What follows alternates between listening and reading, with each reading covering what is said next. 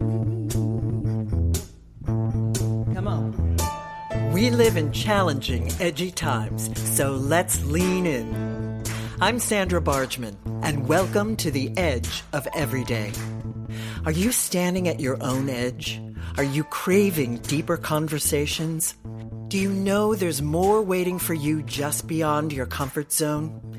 If you answered yes to any of those questions, the Edge of Everyday is the place for you. Tune in live with me and my friends and colleagues as we share stories and tough talk about pushing boundaries and exploring our rough edges. You know, the ones between fear and courage, grief and joy, ambition and vulnerability, change and becoming.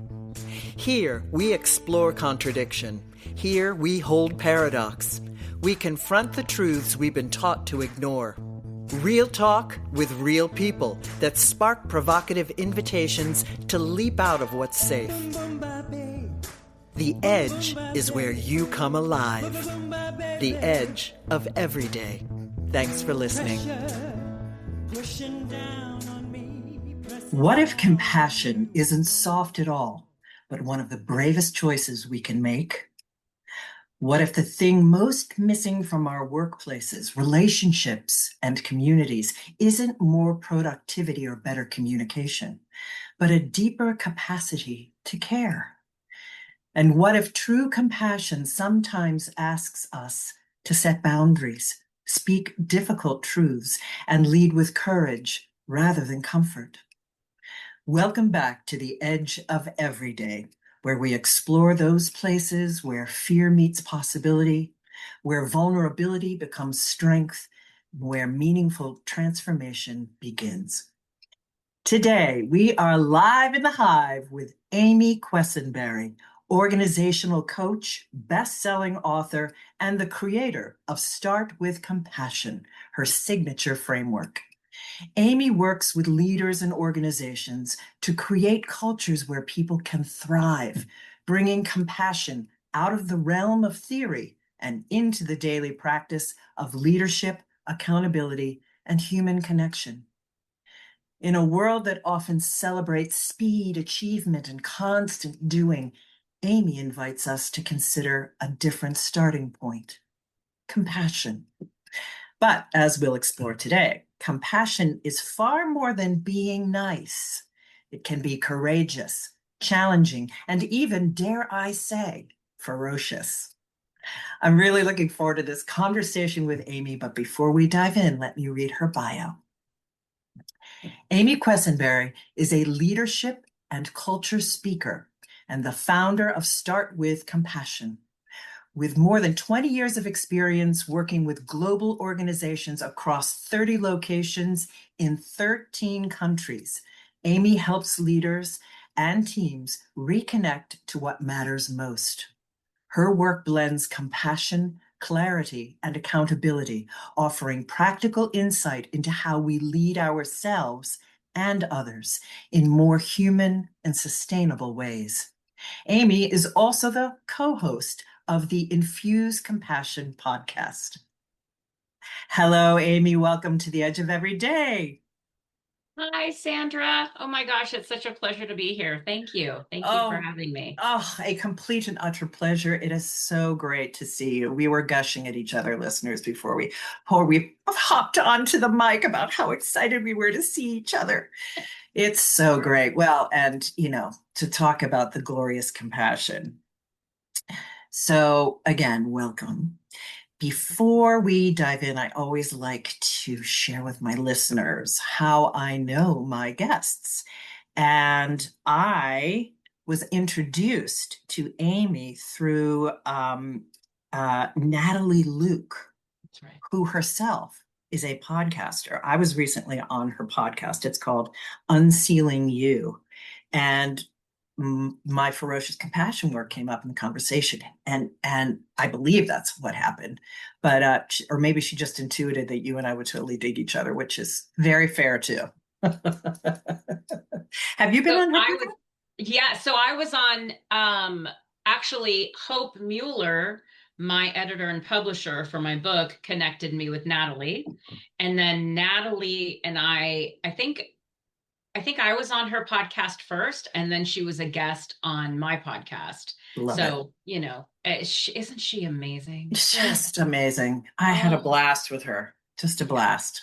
yeah. And yeah, and this whole podcasting world is just, well, you and I have said it. I've said it a million times on my own podcast, on any podcast I guest on, that podcasting has changed my life immeasurably. What I Mm. have learned, the extraordinary people I've met and befriended. It's just, yeah, truly life-changing. It it it really is amazing. The marketing assistant that we have that's editing all of the podcasts, the episodes, she said to me one day, I feel like I'm getting a master's degree in emotional intelligence, listening to all of these guests that you and Mark have on. It's incredible. And I'm walking down the street, I have a perspective, and then I have a conversation with somebody like you, Sandra, and I'm like, oh my gosh, I have goosebumps just saying this. It's like my brain, every Yeah, conversation, because you're going so deep yeah, into their realm. And a lot of times it's realms that I just know superficial.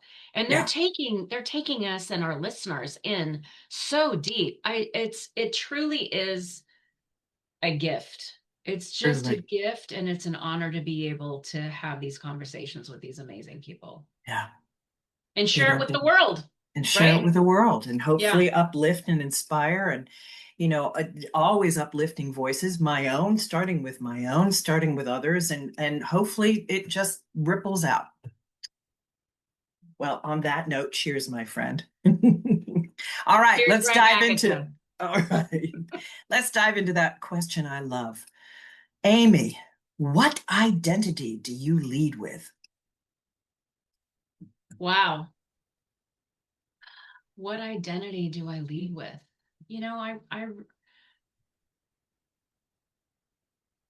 I don't know if there's just one. I That's why I think, love this question. we're really dynamic creatures, and we're shapeshifters from the perspective of each conversation we have, we're growing, we're learning, we're expanding. Who I am today after this conversation is going to be different than who I was when I joined this conversation, right? And so my identity is, I would say, ever changing. It's rooted in compassion from the perspective of how each of us shows up. We're creating a ripple effect, whether we realize it or not. And to be, it's each person's, I believe, each person's responsibility to be accountable for how they're showing up, to really sit in their power, understand the power that they have as a human being walking this planet, and how they're impacting the people around them. And when we get intentional about that, the ripples we create can be filled with goodness and beauty. When we're not intentional, whether it's accidental or on purpose, the ripple effect can create a detrimental effect, right? So I like to lead with and live my life with intentional compassion. And like you said in the beginning, it is not soft. Yeah. Oh, I love that so, so, so much. It's really been on my mind recently about just how, well, I can only speak for myself. I have seen it happen, how I can change the energy in a room. And I can, in these challenging times, find myself very connected to my anger at people that I'm perceiving as wanting to take my rights away and the rights from other people that I love, who are not leading from a place of care and governance.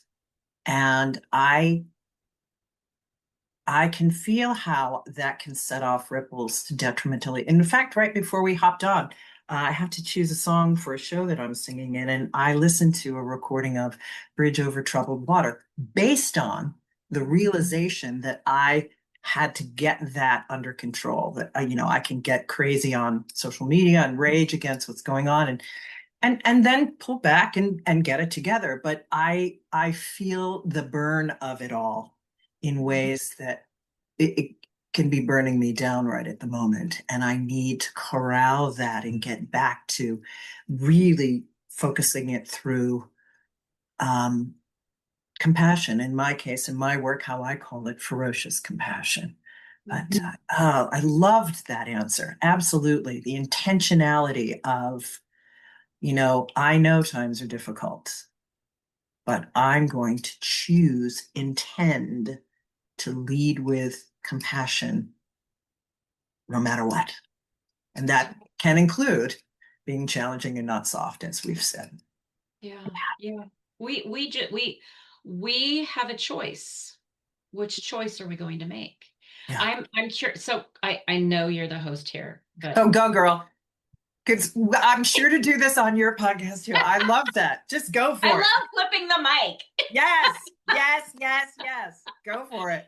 So I'm curious of your process or your perspective shift when you're in this state of the bridge over troubled water. How do you get yourself to a place of, I don't know if composure is the right word, but take the word that's appropriate. How do you get yourself in the mental state that you want to be, where you're proud of how you're showing up? Great question, and very much a part of my work, ferocious compassion. I really lift up to a bird's eye view, to a spirit, get out of this human victim mode and lift back into the place, where my highest understanding of what compassion is, and that's going to be my next question to you. What is compassion, period? My highest vibe understanding of what compassion is at the end of the day, I need everyone has free will and everyone gets to make choices Mm, for who they are, how they walk in the world, and how they're going to respond to any given conversation, situation, etc. Highest vibe of compassion is I understand that and will meet you where you are. You mhm, choose for yourself what those choices are, how you want to be in the world. Whether I like it or not is not the point. mhm, I am in charge of my response to that. I am in charge of my boundary with that. I don't have to engage with you, but I can keep I don't know that I even love that word composure. I can keep my core mhm, solid mhm, and not give in to behavior that I'm not necessarily proud of and that I don't feel serves the moment. mhm. It's certainly not educational in that moment. All it is crazy confrontational. And I don't need to expend my energy doing that. I can meet you where you are. I can take a breath and I can see the line in my sand Yeah. where I just this is how I'm where I'm going to meet you, and I'm not going to engage, and I'm maybe going to close the door. Maybe I'm never going to speak with you again. Maybe unless some things change, but it's really a sense of understanding that really getting to that spiritual understanding that they get to choose for themselves. My reaction is all about me. What they have done is all about them. Yeah. Yeah. Not always easy, but There's so much power in the pulling yourself out and up into the bird's eye view. I love that because I really think it gives the ability to remove ourselves from the situation and really look at the impact, the potential impact. I mhm. always like to say, okay, play the tape forward. Play the tape forward I and love think that. about, as a result of you doing XYZ, what is that going to look like? Play the tape forward. I think that there's not as much, and I don't know. I don't know everybody on the planet, but my little perspective that I have, right? I was raised by my parents, grandparents, aunts, and uncles. You have to think consequentially. Action, reaction. Everything you do, there's a consequence. I don't know if there's a lot of that in the world today. Yeah, it feels like that is up for negotiation these days. Oh no. Yeah, please. I mean, this entire administration, consequences. Ah, consequences, schmonsequences. Yeah. Yeah, no, I'm with you. I love that. It's very strategic, that Mhm. thinking. It's wonderfully a highly elevated strategic thinking rather than sort of manipulation. It's just good thinking, Yeah. um, smart thinking. So what do what is compassion? Let's talk. What is compassion? Let's just break this down. What is Yeah. compassion So when you work with people? the simplest definition that I've found that I love, because I love breaking things down and making them really simple. So the simplest definition that I've found is that when we are moved to ease the suffering of ourselves or another. So a perfect example is the homeless crisis across the globe. Okay, it's real. In San Diego, it is devastating. It is, you know, it's one of the fairer from a weather perspective places to live. So I think that for whatever reason, people find themselves here. There's probably a variety of other reasons that I'm not going to get into. Um, but my husband and I have felt powerless against this for a very, very long time. And then just before Thanksgiving in 2025, my husband came to me and said, Amy, I want to put together care packages for people in need on the streets. And I want to drive around San Diego and I want to hand them out. And I said, yes, I want to do that too. So that's how we spent our Thanksgiving. We were so moved by it. We said we're going to do it again on Christmas. We were so moved by it that we said we're going to commit to doing this on a monthly basis. Now, is this solving everything for these people? No. But is it easing their suffering? Are those sandwiches, the socks, the bottled water, the thermal blanket, the toothbrush, toothpaste, dental floss, the snacks? Is this easing their suffering a little bit? I'd like to think yes. I'd like to think yes.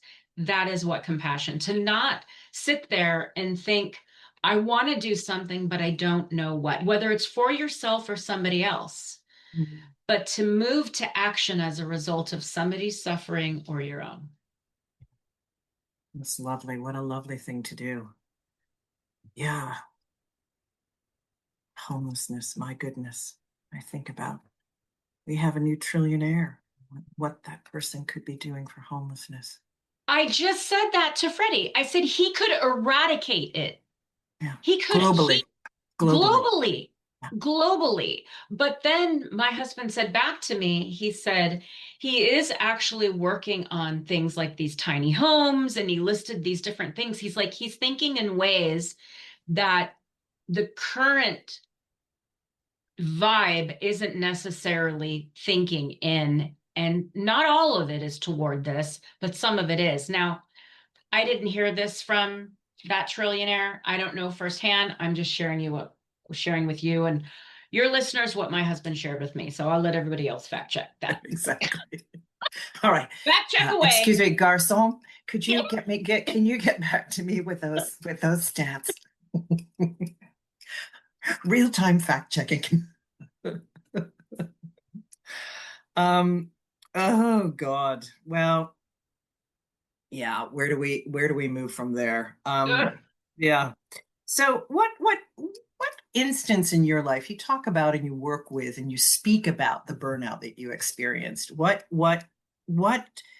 connected you to this notion of compassionate living, being compassionate in leadership? What brought you to create your methodology? When did you Yeah. connect to it? What's that story?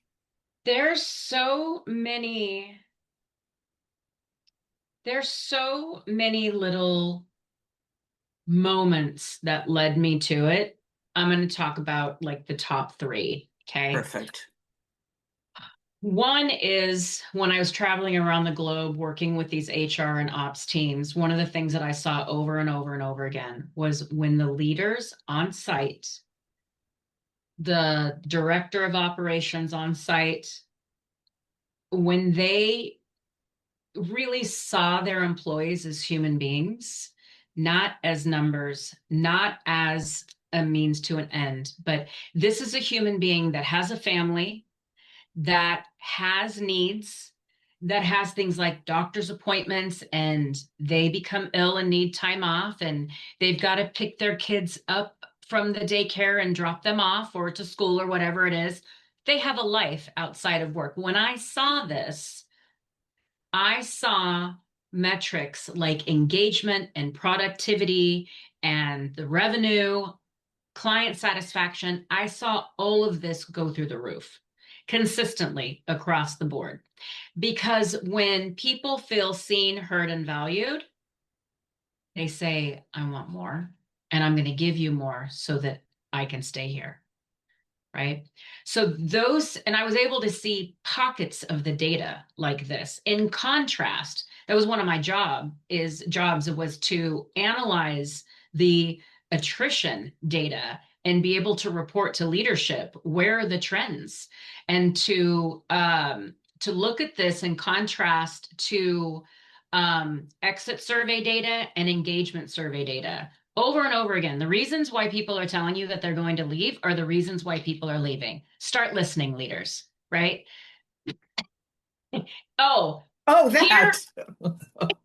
and listen, shit rolls downhill, right? So if you're at dysfunction, if you're in silos as leaders, don't think that it's going to get any better as it goes down the organization.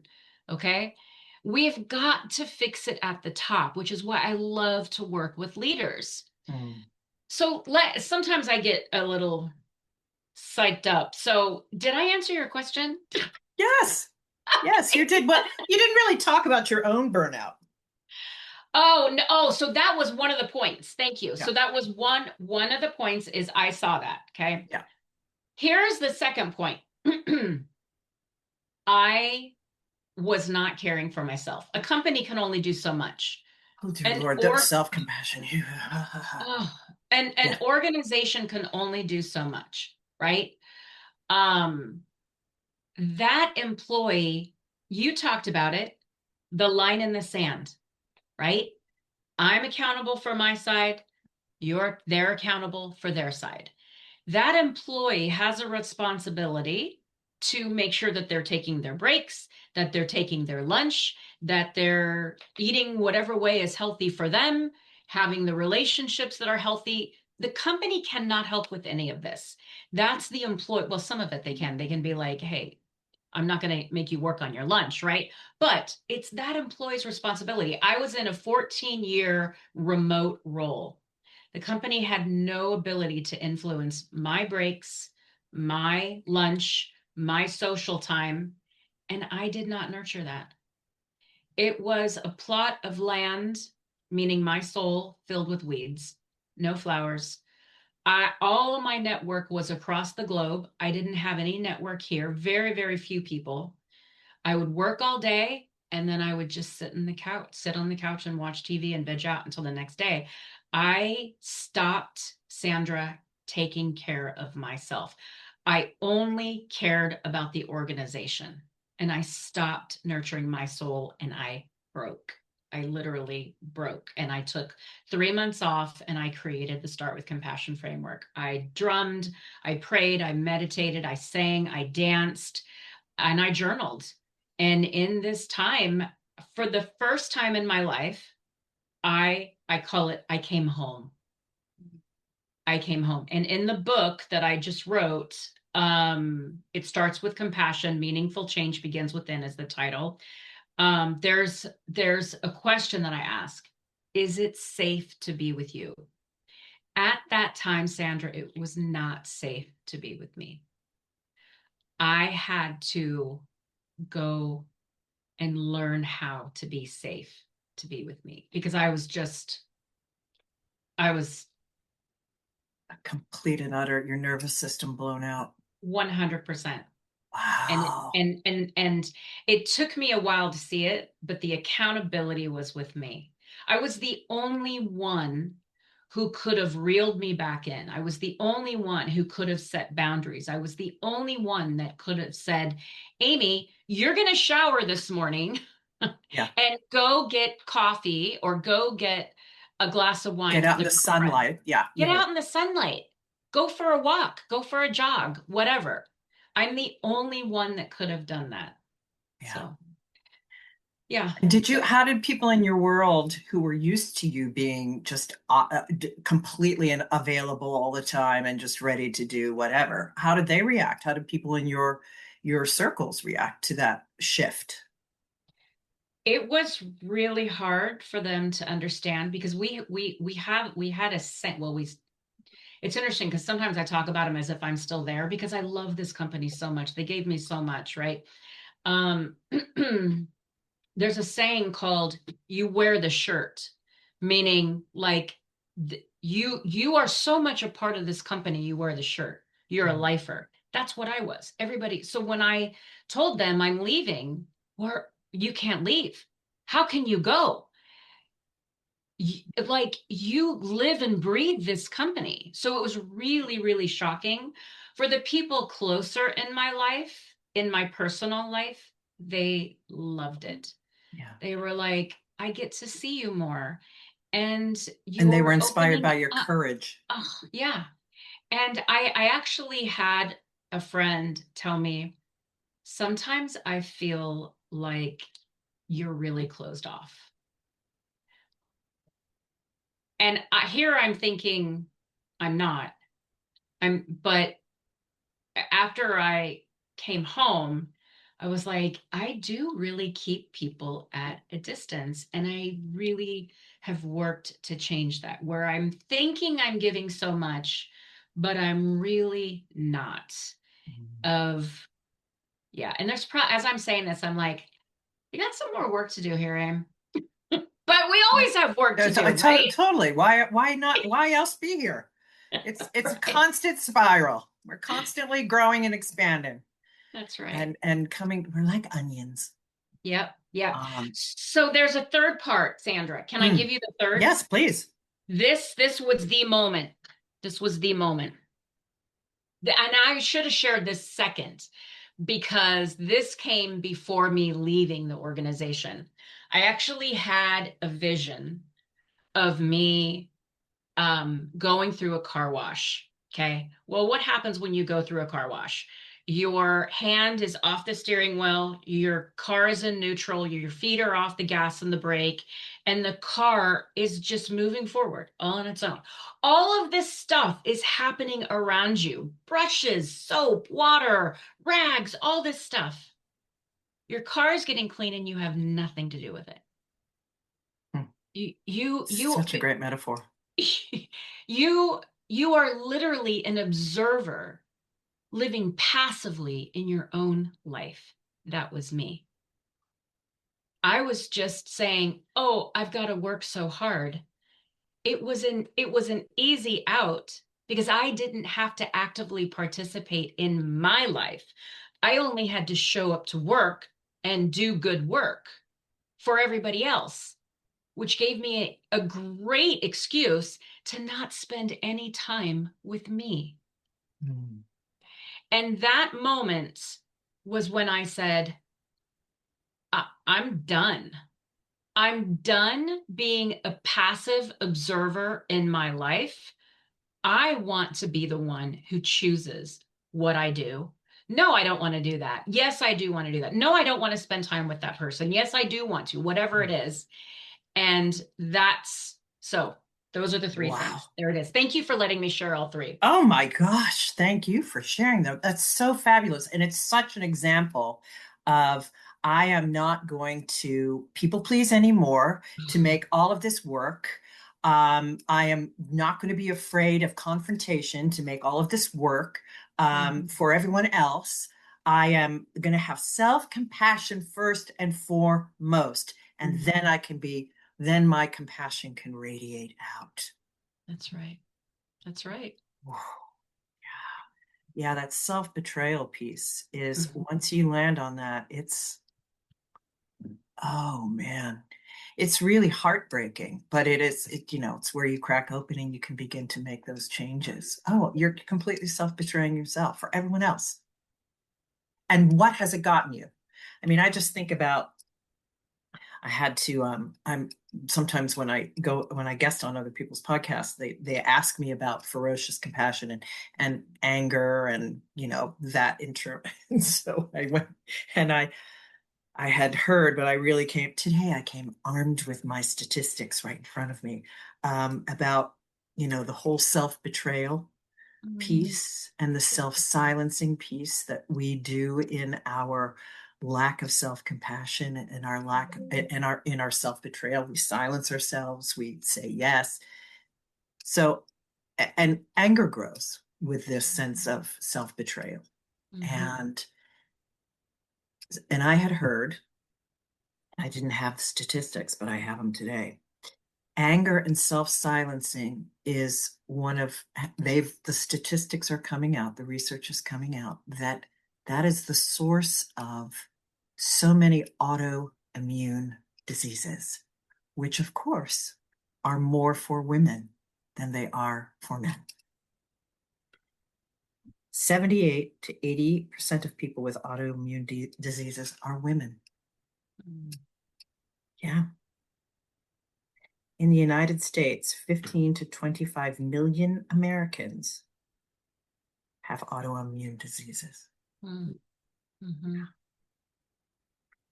Women are also more likely to experience multiple autoimmune conditions simultaneously.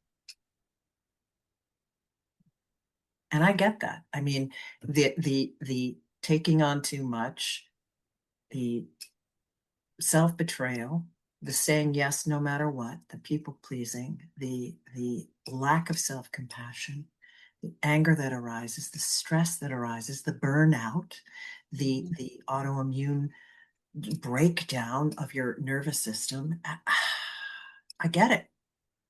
Yeah. It's amazing that it doesn't happen in all women who are looking to grow and strive and be more in this patriarchal system. It's really quite something. But we're doing our Well, best. well, there was do I have the book? It's behind me somewhere.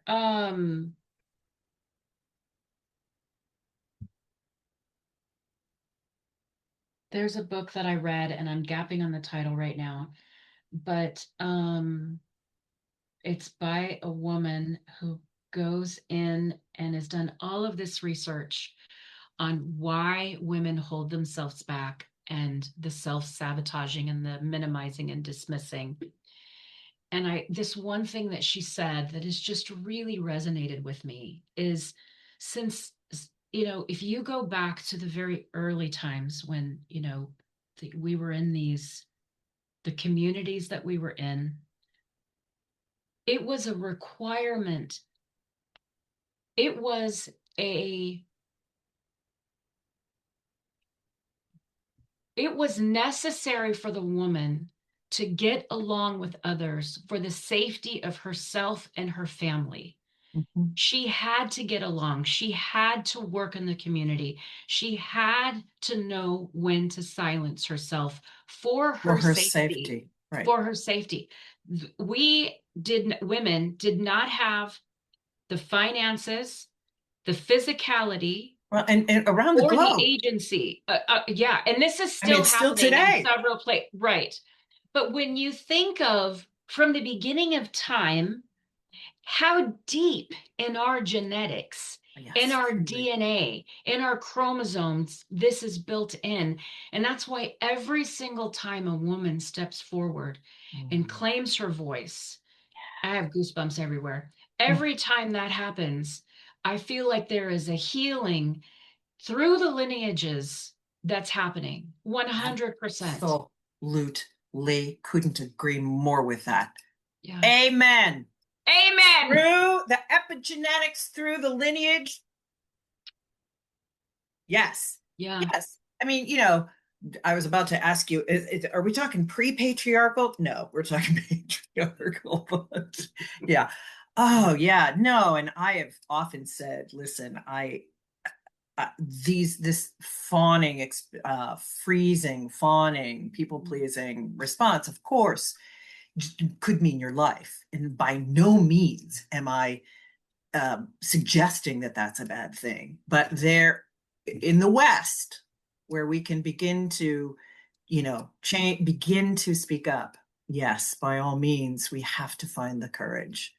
And yeah, yeah. Ooh, yes, I have full body chills still. All right, moving on. We kind of did that. We already did that.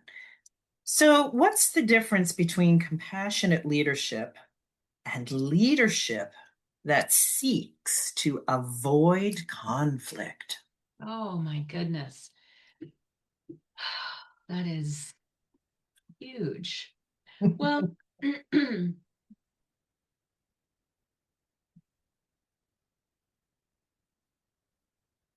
so it's, and I'm going to talk a little bit about some clients that I have because I think that storytelling is really helpful for people to Mm, like picture it, yes, we, right? we are storytellers here. Yes.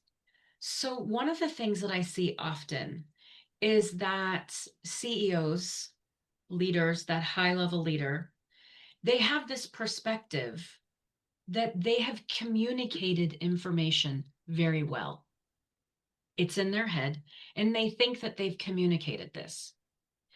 In reality, if you talk to those that align to them, there's confusion, there's contradictions, there's an absence of clarity. And it's not about good or bad.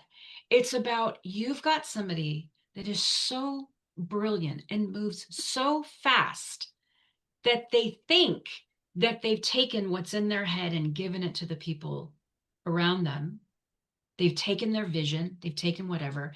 And in reality, oftentimes they haven't. Now, what's missing is I'm not just going to give you information, but I'm going to stop and I'm going to have an open dialogue with you to say, hey, listen, I've got some thoughts on something that I want to roll out. Here's kind of what I'm thinking. What are your thoughts? I call it compassionate curiosity. Have an open conversation. I cut myself off all the time. Amy, finish your sentence. Have an open, I do. I listen to myself I and I'm do it like, too. I know. Amy, you were making a great statement and you just cut yourself off. I'm working really hard to finish my own sentences before I interrupt myself. Oh my, that's going to be a clip for our show. Who's my number one interrupter? Me. I am. Oh, gosh, now Lord, I'm I all know. I'm sweating here. Aperol spritz yet today. I'm having way too much fun with these Uh, damn oh my Lord.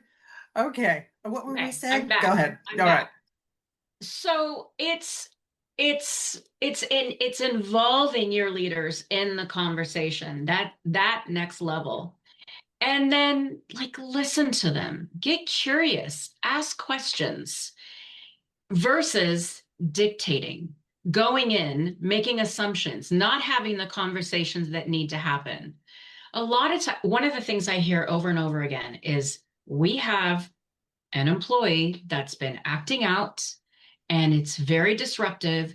We've even mentioned this in team meetings and they don't know that it's them that we're talking about. And I'm sitting here going, First of all, my heart is breaking for that person, Mm. that they're literally being spoken about. At the same time, I'm thinking, leader, it's your responsibility to have those conversations, not in a group forum, but one on one, of saying, how do you think things are going? Hear what they have to say, and then say, okay, let's go ahead and talk about it. Let's talk about what's happening here. Because not only does my heart break for that leader that is not aware of how they're showing up, but what about that negative ripple effect? How disruptive their behavior is being. And for whatever reason, they're obtuse. They're not getting it. Either way, it's disruptive.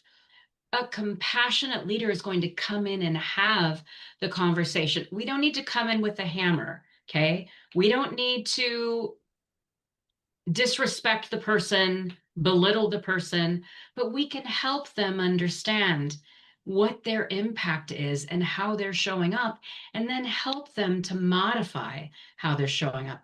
You never know. That person may be going through something very traumatic and they've literally shut off to the world. Like, I can't give anything else because my partner is going through XYZ and it's taking everything from me. I've heard these stories. Yeah. You never know. But when you get curious, hey, is everything okay? I've noticed some I've noticed some stuff and I just wanted to have a conversation to see how everything is going. Like, don't be afraid to have the conversation. Yeah, totally. But and expanding on that, I mean, just in regular relationships in terms of confrontation. I mean, I talk about this all the time, confrontation. What is your relationship with confrontation? I mean, what is your personal relationship, Amy, with confrontation? And some people are so confrontationally adverse that they don't, to keep the peace is the goal, as opposed to the confidence of, a difference of opinion can feel like a confrontation, Yeah. as opposed to it's just simply a difference of opinion. And I'm talking outside of the workforce, well, in the workforce too. Yeah. But the sense of the confidence and the courage and the self-compassion to sort of to speak an uncomfortable truth Mhm. in these moments where it could feel, to either side, it could feel like confrontation. Mhm. What are your thoughts on that? What do you feel on that? Yeah. So I want to go back to the silencing that you spoke about, Mm, right? Only one person can speak your truth, and that's you. amen. Now, you have the choice of how you're going to speak that truth. Okay. You can be in fear and as a result, yell or scream. You can feel victimized and therefore not making eye contact, holding your head down, not really speaking your truth, but kind of like blaming other people and not stepping into your power and owning your words. There's a variety of ways that we can show up, but for me, I just like to call it on it. So a perfect example is there was a discussion that was being had between two men, and I'm not going to get into who these men are because it's not a relevant topic or part of the story. But um, I'd said, okay, I'm stepping out, and there was like this, wait, what? Like, it was my, like, why am I not sitting and watching these two men have a conversation where I wasn't even addressed in the beginning of the conversation? It was just addressing man to man. And so I'm like, yeah, there's no reason for me to be here. So I'm just going to step away. Later, there was a conversation where I said to the person, listen, for centuries, women have been sitting and watching men talk, and we're just done with it. So like, as long as conversations are happening like that around me, and I don't care who you are, if you're not including everybody that you're talking with, I think it's poor form, right? I was just telling Freddie, my husband, who I don't know why he's not here because I've like mentioned him 5 times. Sorry. I'm joking. This is the way it's supposed to be. Um I gone to in the last two networking events that I've gone to, both men and women have done this. I've been in a direct conversation with somebody, and somebody else has come in and been like, "Oh, excuse me," to me, and then started a conversation with the other person. And it wasn't like, "Hey, listen, I wanted to just come and thank you for that thing. I apologies for interrupting and walking." No, literally took over the conversation. And I'm like, I don't think I've seen manners this bad in a really long time. I don't know, like, I'm just blown away. Now, in those instances, it's not worth my energy. I just get up and walk away. And um, like, I'm not going to spend my time with people that are dismissing and minimizing my presence. There are other, I always say, I'm not everybody's cup of tea. Go spend time with the people that want to drink you in fully, that you want to drink them in fully, right? So, again, I go off on these angles. Did I answer your question? You did. You totally did. You Okay. totally did. Well, and in a really circular sort of way, because so many people don't, they perceive confrontation in so many different ways. And yeah, and you're just compassionately, self-compassionately going, no, no, I'm not doing this. But you also call people out, which I totally love. I'm definitely the same way. I am not afraid of confrontation. I'm not afraid of differing opinions. I wasn't always that way, but I've finally arrived, hopefully. Yeah. we can Yeah, always we can always grow more, as we've said already, but I've definitely arrived where I'm like, you know what, I don't care. And if this offends you, I'm going to say it in a kind, compassionate way, but I'm not going to say it nice, so you feel all comfortable. I'm just going no. to say the thing. And if that's hard, if you want to think of me as aggressive or shrill or whatever, fine, I'm down with it. Yeah. Yeah. I know So better. one of the things I talk about it in my book, and I've mentioned it in other spaces. I have a speech impediment. I stutter. It took 12 years of speech therapy to minimize my stutter. Sometimes it shows up, so I'm much better now. But I was bullied terribly as a child. Terribly, terribly, terribly. And so what did that turn me into? I'm like a big advocate. And so when you talk about the confrontation piece, I've had to work at advocating for me. I'm so much better at it now, but I've always been fearless in advocating for other people. Like when I see a bully, I just step right in front of the other person and I'm like, yeah, no, no, that's not how we talk to people. That is not the way we behave. So, Wonderful. And still compassionate the way you just delivered that. yeah. That's the ferocious compassion. Yeah. All right. One last question, looking at time. Yep. Can compassion be a form of resistance in a culture driven by speed, productivity, and performative actions? Can compassion be a form of resistance?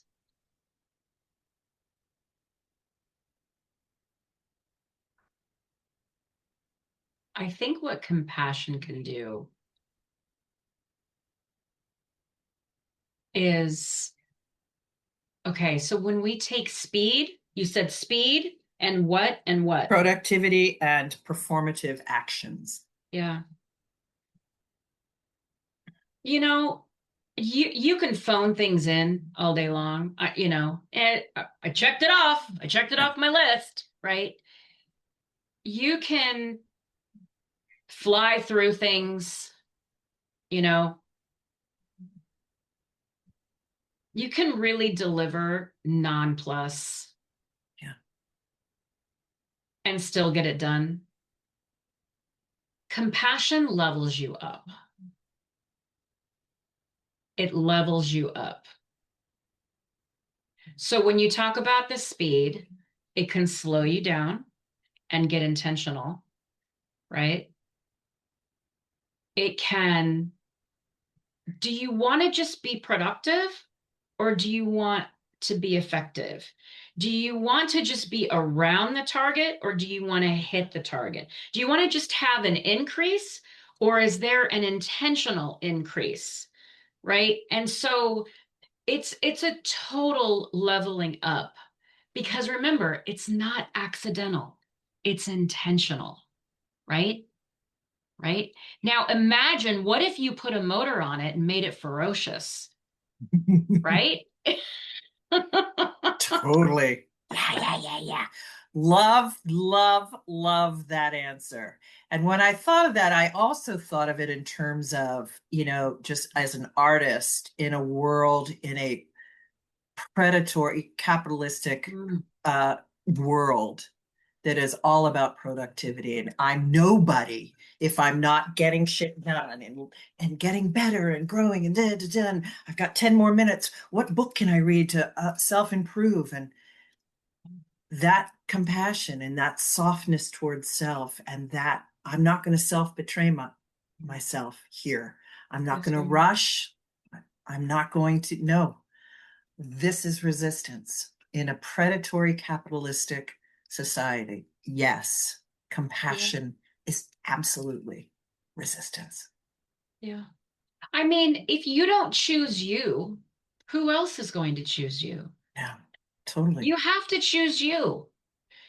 I mean, everything that you do, when I reopened my own business, um, I was like, it's frightening to bet on yourself. It is frightening to bet on yourself. But I like had to sit in that fear and be like, but like, Amy, you're worth betting on. You're worth betting on. Come on, girl, woman, whatever you want to call Goldus. it. There you go. Absolutely. You are worth betting on. Yeah. Listeners, you are worth betting on. Ugh, couldn't have asked for a better closing statement. Fabulous. Okay, what's one compassionate practice, real easy, that we can send our listeners off with? I love that. Yeah.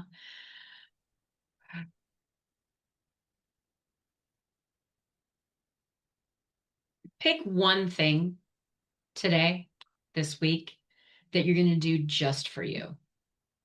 Like it's not for anybody else. It's just for you.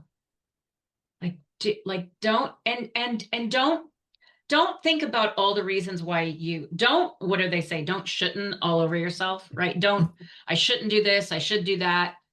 Don't. Don't talk about all the reasons why you shouldn't. Talk about why you should. Like do that thing that's just for you and really sit in it and feel it and love it and love you. Love you. Beautiful. Thank you, Amy. Wise words. So, where can people find you? Yeah. Startwithcompassion.com. That's my website. Okay, easy. Startwithcompassion.com. You Love can it. also go to virtually any social media platform and type in Start with Compassion, and you'll see a heart with an SWC. That's me. Follow me on LinkedIn. I'm Amy Quesenberry. Um, Check me And out. your Oh, the podcast? Infused Compassion podcast. Yeah, Yes. me and my fantastic co-host, Mark Carpenter, and all of our wonderful guests. Come check us out. Thank you, Sandra, for reminding me. Absolutely. And your book? In my book. Yeah, so the electronic came out May 19th, got a bestseller in multiple categories on Amazon. So super excited about that. Thank you. Thank you. And then the hard copy comes out August 4th. And it's been it's been a real joy.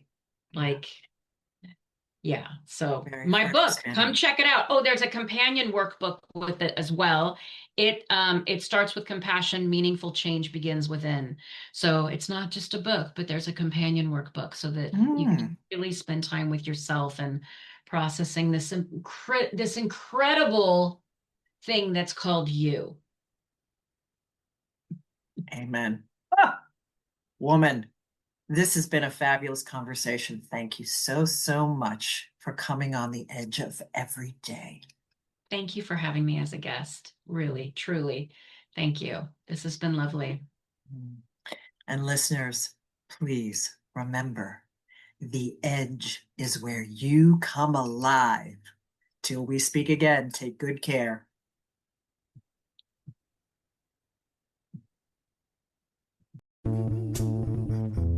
Come on. Hey everyone, thanks again for spending time with us here on the Edge of Everyday.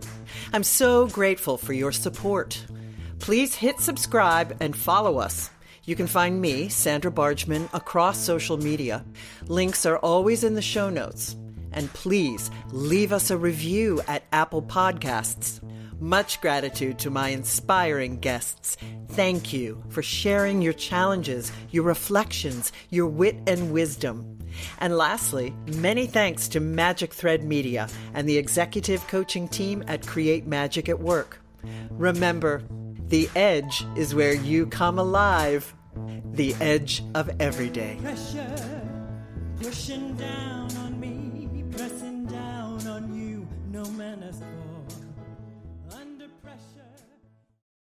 Thank you for tuning in. You've been listening to a Magic Thread Media podcast.